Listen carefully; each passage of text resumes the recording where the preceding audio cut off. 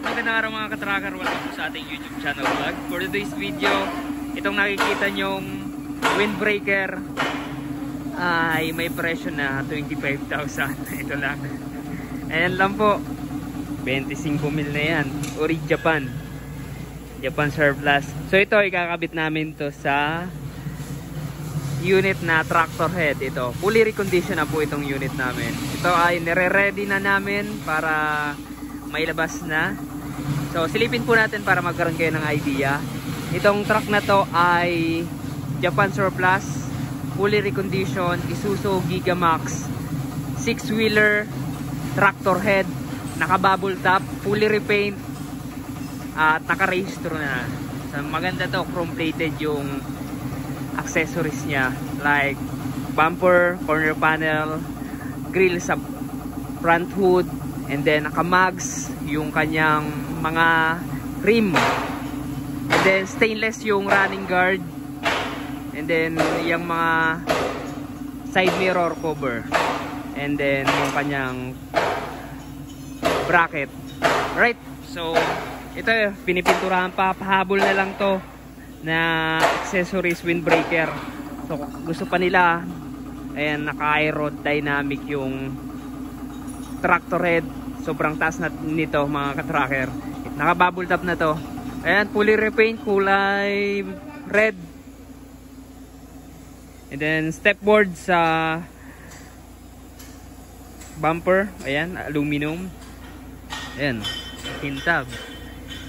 So ayan, capacity niya 8 stud, 11R, 22.5 yung sukat ng gulong. Japan Surplus Dunlop yung ating mga gulong makakapal. And then ito, naka checkered plate na aluminum yung flooring niya dito sa likod ng cab. Right, so stainless yan. Stainless din yung kanyang aluminum pala, aluminum yung kanyang fuel tank. Ayan, aluminum. So nilagyan namin ng provision lock, ayan, para cover yung kanyang fuel tank or yung gas tank cap. And then ayan, mga ilaw natin.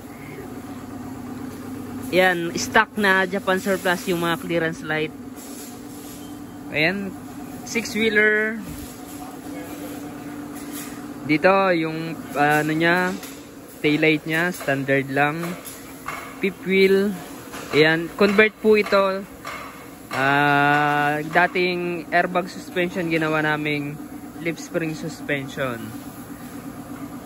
Ayan, naka lip spring na po siya, converted. So okay naman po yung pagkaka-convert nito. Ayan, pogi na.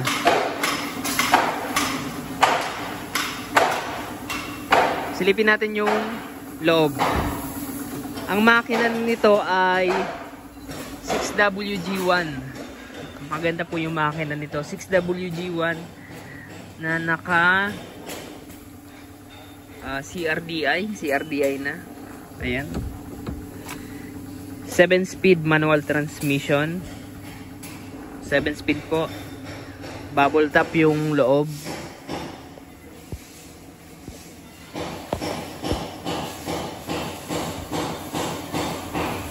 Ito po yung instrument panel. Yun natin. Brand new battery na rin to kapag fully reconditioned. Ayan. Yung odo nito napakababa.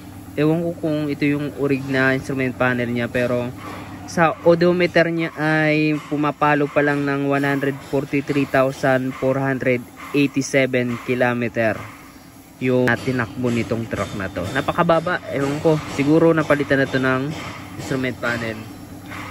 So hindi pa siya ODB, kasi pag ODB umikot na siya ng 1 milyon. Pero ito wala pang nakalagay na ODO dito sa ano, wala pang nakalagay na B sa sunod ng ODO.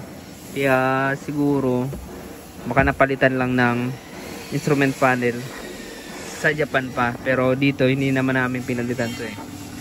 So yan mga ka-tracker. Right, may back bed, naka-upholstery yung mga upuan, naka-floor matting. So ayan, napakalaking space dito sa ibabaw kahit tumayo ka dito. Ayan, may mga console box. Ang daming console box. Radio. So hindi siya nagpa-function. Maganda din ito palitan. So pinapalitan naman namin to. Naka power window na rin. Ayan. Power steering syempre. So yan mga ka-tracker, na linisan na rin tong truck na to. Dito nililinis talaga namin yung truck kapag recondition. Bago na yung mga ano nito, wiper blades.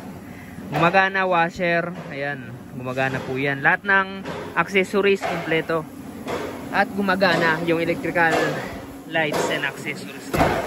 6WG1 ang makina nito, maganda kasi malaki. Ayan po, nakarehistro, may plaka. So ayan po ang unit namin na nire-ready. May isang unit pa kami dito, ibang client naman to, pero pareho yung kulay niya. Ito naman po sa Super Great System 70. Ayan, pero ito yung tinututukan muna namin. So ayan, kakabit pa namin itong windbreaker na to. Kung nagustuhan nyo itong video na to, paki-like, share, and subscribe. Paki-follow na rin ang aking FB page, Tracker Moto. Maraming salamat sa mga solid subscribers natin dyan. Ayan, nasa 30,000 subscribers na tayo at madadagdagan pa. Maraming salamat. God bless. Bye-bye.